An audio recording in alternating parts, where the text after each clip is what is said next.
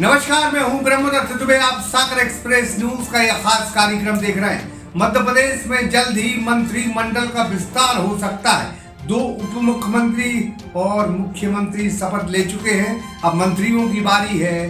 कुछ वरिष्ठ मंत्रियों को बनाना जरूरी है या फिर कुछ मजबूरी है, इसी विषय पर आज हम चर्चा करेंगे।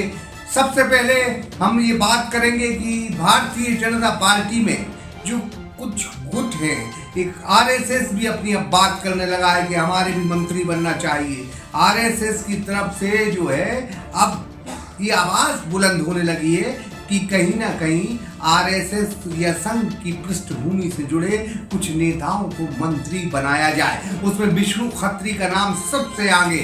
कुछ वरिष्ठ मंत्रियों को बनाना जरूरी है या फिर मजबूरी है। शिवराज सिंह चौहान मध्य प्रदेश में मुख्यमंत्री रहे और 2005, 2008, 2013 और 2020 में वो मुख्यमंत्री बने, यानी 4 दफा वो मध्य प्रदेश के मुख्यमंत्री रहे। इस लिहाज से उनका कद और उनकी हैसियत मध्य प्रदेश में बहुत बड़ी है। और इस कारण अगर इस सियासी पहलू से अगर हम बात करें तो शिवराज सिंह चौहान के जो खेमे के जो नेता हैं, जो मंत्री रहे, उनको लेकर शिवराज सिंह चौहान कवायद कर सकते हैं और आला कमान से गुजारिश कर सकते हैं। कुछ चेहरे शिवराज सिंह चौहान के खासम खास इस मंत्रिमंडल में शामिल होने जा रहे हैं। भाई, अगर वरिष्ठ मंत्रियों की बात करें तो सबसे बड़ा नाम है गोपाल भार्गव, जयंत मलैया। इनमें से मंत्री बन सकते हैं। अगर हम शिवराज सिंह चौहान के जो खासम खास लोग हैं उनकी बात करें तो पहला नाम भूपेंद्र सिंह का है। वहीं अगर सिंधिया गुट की अगर हम बात करें तो सिंधिया में गुट में भी ऐसे कई चेहरे हैं, जैसे प्रद्युमन सिंह तोमर, तुलसी सिलावट, गोविंद सिंह राजपूत और प्रभुराम चौधरी। कई नाम हैं जिनको मंत्रिमंडल में जगह मिल सकती है। बहरहाल ये चुनौतीपूर्ण फैसला होगा। बड़ा सोच समझकर मंत्रिमंडल बनाना होगा, क्योंकि लोकसभा चुनाव बेहद नजदीक है। मध्य प्रदेश की राजनीति में अब शिवराज सिंह चौहान जिस कैडर के नेता हैं, जिस बड़े कद के नेता हैं, इस लिहाज से उनको खुश रखना मंत्रिमंडल में भी जरूरी है। हालांकि वो मंत्रिमंडल में शामिल नहीं हो रहे, लेकिन वो विधायक हैं। अब दिल्ली उनका बुलावा है, उनको क्या नई जिम्मेदारी मिलती है तो वक्त रहते पता चलेगा।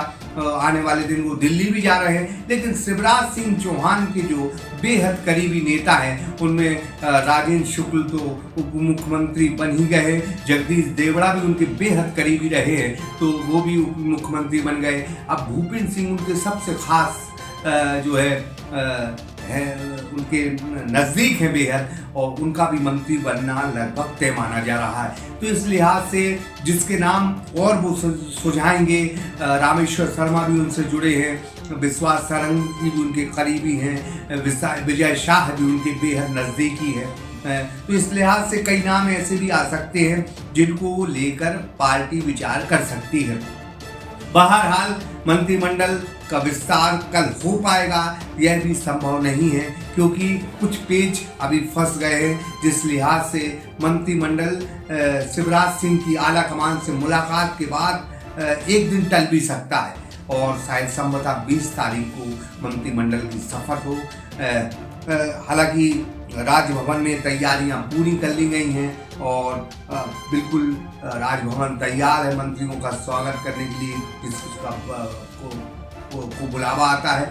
इन तमाम चीज़ों के बीच में मध्य प्रदेश की राजनीति में अब एक बड़ा फेरबदल होने जा रहा है। कुछ नए चेहरे बिल्कुल मंत्रिमंडल में होंगे, बिल्कुल फ्रेश चेहरे। उसमें नाहर सिंह चौहान जो है बड़ा अलीराजपुर से जो विधायक हैं, वो चेहरे हो सकते हैं, और भी विष्णु खत्री साहब हो सकते हैं। तो कुल लिहाज से बड़े चेहरे भी इस मंत्रिमंडल में शामिल हो सकते हैं। उनमें सीनियर मंत्री हम आपको बता रहे थे, गोपाल भार्गव, भूपेंद्र सिंह, गोविंद सिंह राजपूत। सागर जिले की अगर हम बात करें तो प्रदीप लारिया का भी नाम चल रहा है।